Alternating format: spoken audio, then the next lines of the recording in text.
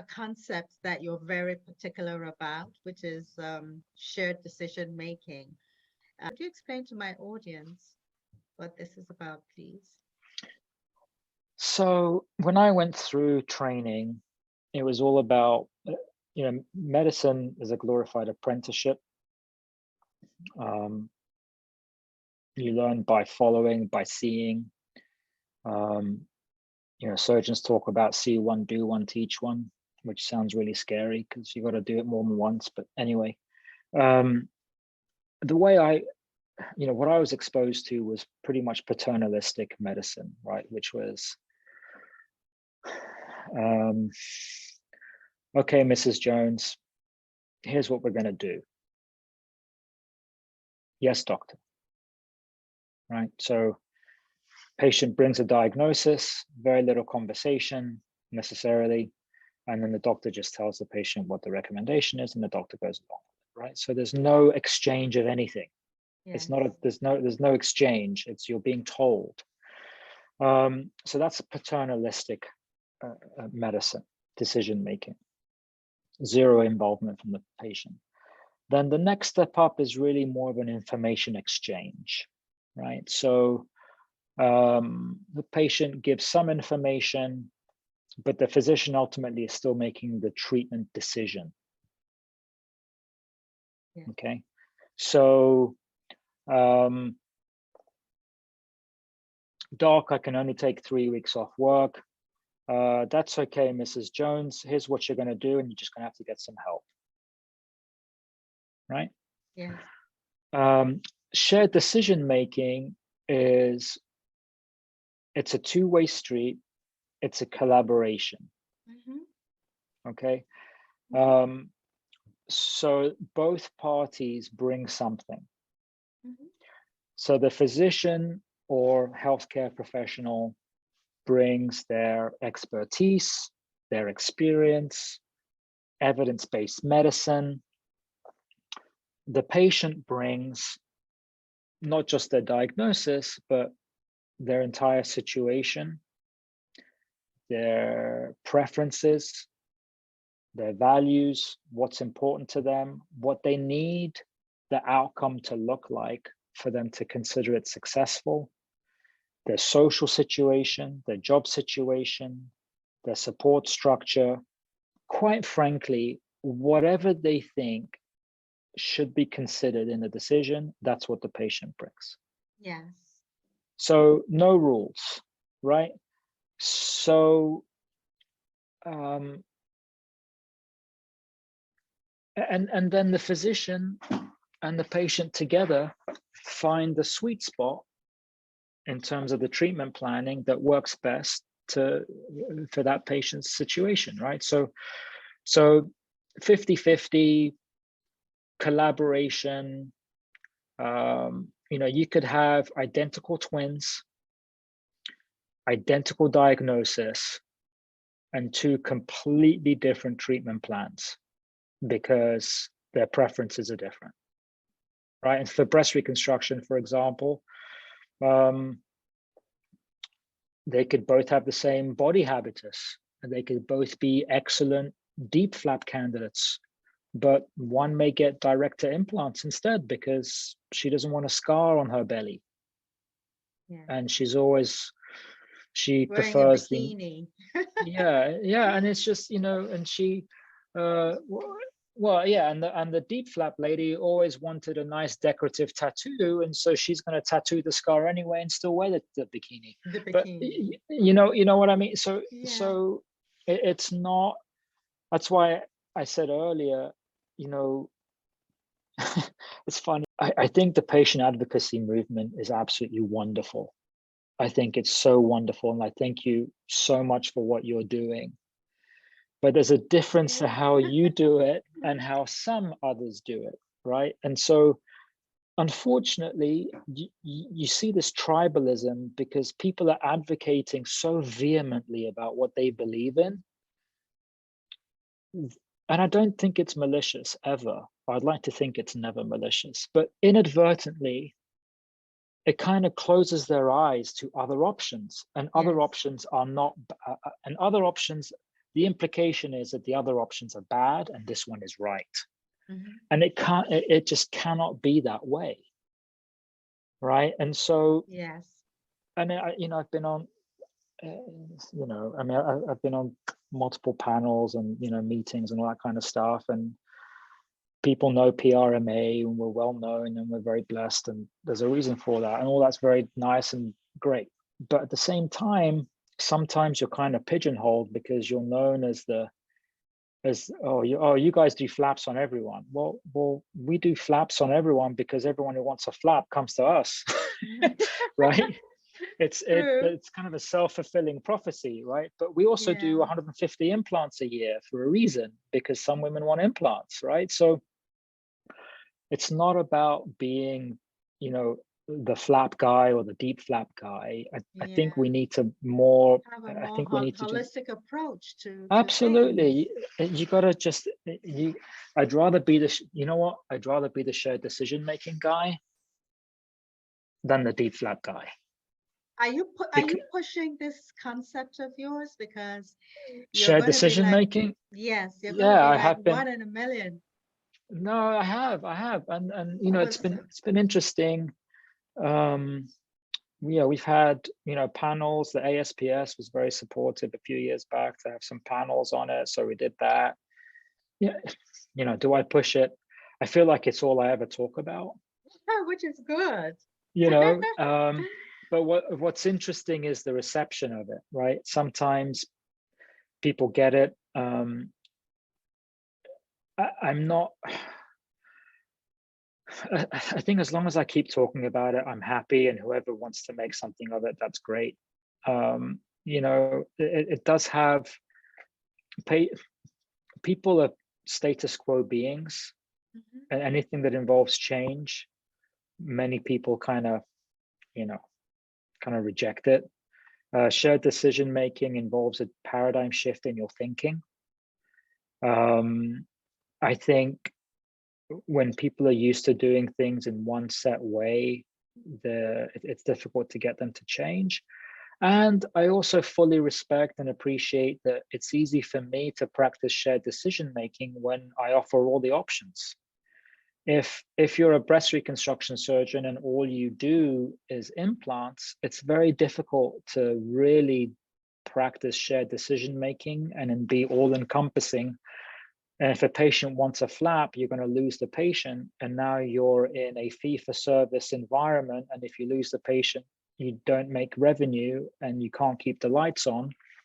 That's a cynical thing to say, but unfortunately, it's reality. There are other barriers to shared decision making. It takes a little bit of time to create the right setup. And we're very blessed at PRMA, like I've said, in many ways. But you need to embrace the concept and then use things like technology to enable you to provide this better service. And it is better. Multiple studies have shown shared decision making is better. It improves patient outcomes, improves patient satisfaction, it improves value in healthcare delivery. It's better, okay? But you got to have the right setup. And in our practice, we send out an email. People are invited to download the app, the shared decision-making app that I created, the Breast Advocate app. That's available on the App Store and Google Play. I don't want you to gloss over that because we're going to, talk about that. Great. I want the audience to know more about that. Great. And so, it provides people with all the information up front so they can review it and get familiar with it in their own homes at their own leisure. We send people links to videos. We basically give them a ton of options because people have different preferences in terms of how they want to be informed and become informed, right? So you have to be respectful of that. But then basically we arm patients with the opportunity to become informed to whatever degree they feel they need to become informed. And then when they come in, they can watch the video again. And then by the time they get to me, a lot of patients have already, they basically come in and, we quickly summarize what's going on. And Yeah. then I'll ask them if they, what they've done in terms of, the app or the videos, whatever. And honestly, Grace, a lot of them, they just off the bat, they tell you what they think they want. They're like, look, doc, listen, okay, I don't want implants. Here's what I'm thinking. And you're like, whoa, okay, great. And so now, instead of spending an hour going over all the options for the first time, same visit is exactly the same as the previous one and exactly the same as the next one, you feel like a robot. This person now has my time to customize the visit in whichever way, shape, or form they need to be comfortable with their decision making. That can include a lot more information about a certain thing, but you typically it allows us to really hone in and make this 50-50 dialogue. And it's like, okay, well, you know what, here's why what you're thinking is a good idea, or here's why what you're thinking doesn't jive with this other stuff you're telling me. Let me tell you about this, why. And then you can really customize it. And so one of the biggest barriers to adoption for physicians for shared decision making is the concept that it takes a lot more time. What I'm saying is it only needs to take a lot more time if you don't invest a little bit of upfront time to get the setup right. If you use tech, you use everything else at your disposal to set things up correctly, your team is on board, it's very liberating. Yes. And the other thing where it's, I mean, I've been talking about it for a long time, and even in my own practice, it took a few years for my partners to really embrace the concept. I mean, I remember it's a few years ago now, but one of them came up to me and said, "Oh, dude, hey, what do you think about this lady? Here's what I'm thinking, but then I'm worried about this, and then if I do this, then I'm worried about this." And I said, "Okay, yeah, okay, I get it. Well, what does she want?" "Well, what do you mean?" I said, "Well, did you tell her the issues with each option and why you're concerned?" "Well, no." I said, "Well, why don't you?" And then she's fully bought in. You tell her the issues, you tell her the options, you tell her the issues with each option, you tell her exactly why you're worried. Yes. And that you need her input, and she will own the decision as much as you. And then whatever happens, you're in it together. Yeah. And it was like, oh my God, that's really liberating. I'll be able to sleep at night. I said, yes. You cannot carry the world. You cannot carry the worries of the world on your shoulders. You can't. Making every decision for your patient is bad in many ways, including the mental and emotional health of the physician. Absolutely. It's not easy for the physician. No. And Dr. C, I was thinking that this is a concept that probably could be started even in medical school, Yeah, you know, absolutely. in their Yeah. curriculum or something, so that they don't come out with that paternalistic attitude, which is so old school. You know, you have to do this, you have to do that. For the patient says, okay, doctor, without not owning, you know, as you rightly mentioned, part of the their healthcare trajectory. They have to be No, a part of yeah, it. absolutely.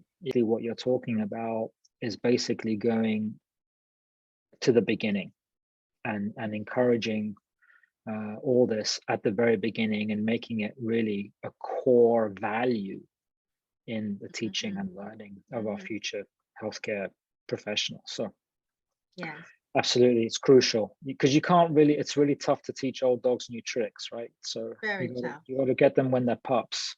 Yes, when they're pumped. As soon Yeah, as they drop, you start hitting on them. yeah, yeah, Exactly.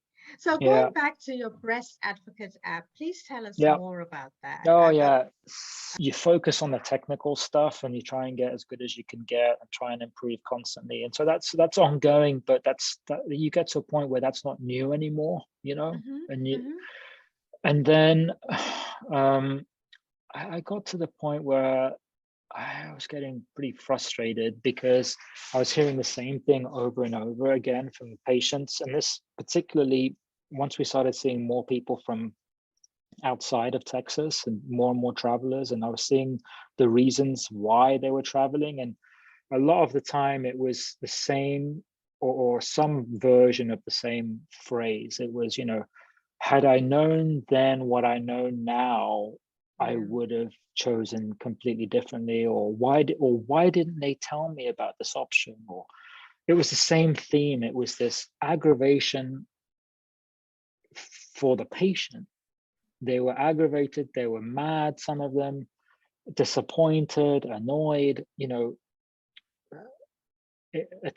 typically a negative emotion affiliated with a previous experience that was due to lack of information and lack of involvement in the treatment planning and decision making. Yeah.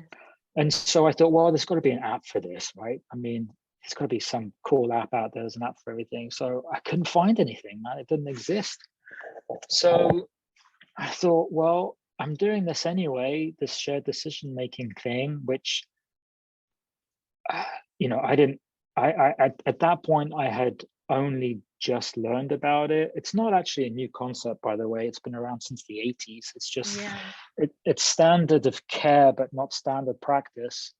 But anyway, not a new concept, but I couldn't find anything out there. So I got a team together, and I got an advisory board together. I got patients from every single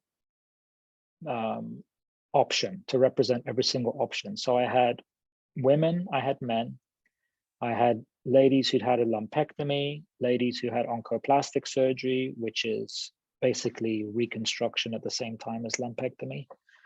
I had ladies who had mastectomy only, ladies who chose aesthetic flat closure, breast reconstruction with implants, breast reconstruction with different flaps. I had ladies who'd had cancer diagnosis. I had folks who had gene mutations only and had risk reduction surgery. I had a whole, everyone was represented. And let me tell you, what a learning experience though, because I thought I was a pretty good physician before I spoke to these folks. And then it was realizing all the places where I could improve, and those conversations were really really very important in putting the app together. And then I went out and found the right team of developers and developed the Breast Advocate app, and here we are. Now we're working on the next version. Yeah. So how can we access this? Where do we access this? So if you go to breastadvocateapp.com, there are links there. Anyway, it's going to be in my show notes. breastadvocateapp.com. Yeah, and from there you've got a direct link to either the App Store or Google Play or whatever you need. So that's the easiest place. That's wonderful. Yeah.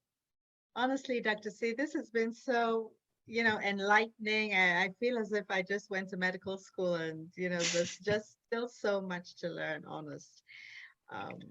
And with what you do, having a hectic day, having hectic schedules, and all that, how do you, unwind after such a hectic week? I do whatever my 10-year-old wants, pretty much. Which is pretty much. Pretty much. But I've got my eldest, she does her thing. My 10-year-old is keeping me young. I have yeah, so it's just me and then there's my dog. So that's pretty much it. They all keep me busy. They all keep me busy. Keep me busy and keep me sane. Yeah. That's wonderful. Thank you so much, Dr. C. It's been such a wonderful pleasure having you, and also for supporting Breast Cancer App, supporting this episode. I really, really appreciate the fact that you supported it. And of course, it's been a pleasure. Hoping that you will come back on again, where we will get to talk more about your perspectives on breast cancer and breast cancer reconstruction. So much is happening, Oh yeah, things are being churned out every minute. So lots I'm of sure for exciting stuff. A physician like you, peer reviews, keeping up to date on all these things. It's not easy as well. So Oh, thank you. thank you for all that you do. You're wonderful. Thank you very much. So your social media handles, please.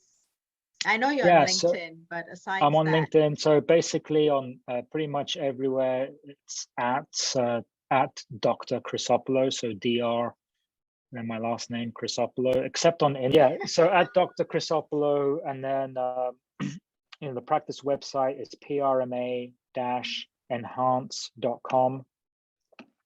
okay, I'm gonna put that in my show notes. So Yeah, yeah, but pretty much, if you look for PRMA plastic surgery or Dr. Chrysopoulo, we come up everywhere. So oh, definitely, yeah. definitely.